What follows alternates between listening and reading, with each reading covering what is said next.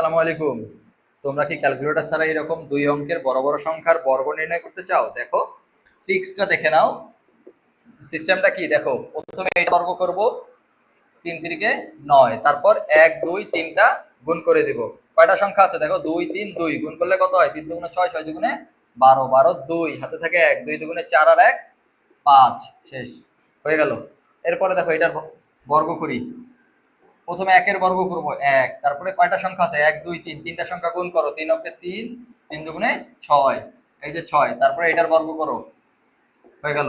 দেখো এরপরে দেখো আবার 4 এর বর্গ করব, 4 এর বর্গ কত? 4 4 এ 16 6, হাতে থাকে 1, ঠিক আছে। এরপর তিনটা সংখ্যা গুণ করে দিব, গুণ করলে কত? 4 6 24, 24 দুগুণে 48, 48 আর হাতের 1, ঠিক আছে।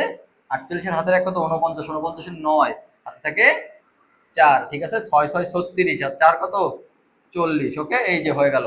আচ্ছা, আরো যে কোনো সংখ্যা করো, তাহলে তোমরা বুঝতে পারবা। ধরো যে 34 এর স্কোয়ার করবা। দেখো প্রথমে 4 এর স্কোয়ার করো 16, হাতে থেকে 1, 3 4 12, 12 দুগুণে 24 আর 5, 24 আর 1 25 এর 5, হাতে থেকে 2, 3 তিরিকে 9 আর 2 11, ঠিক আছে। এই যে 1156, খুব সহজে হয়ে যাবে। দেখো যে কোনো সংখ্যা, এই যে এরকম 12 এর করবা, 12 তো জানো তোমরা তাই না? তাও 12 এর করে চেক করে ফেলো।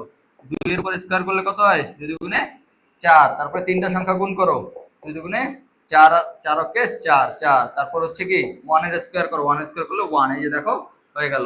তারপরে দেখো 13 চেক করবা, তোমরা তো 13 এর মান জানো, 13 চেক করে ফেলো। তাহলে দেখো এই যে 13 এর স্কোয়ার, 3 এর উপর স্কোয়ার করলে কত হয়?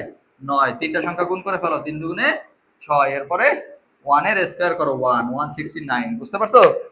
ক্যালকুলেটর ছাড়া ধাপা ধাপ করে ফেলবা।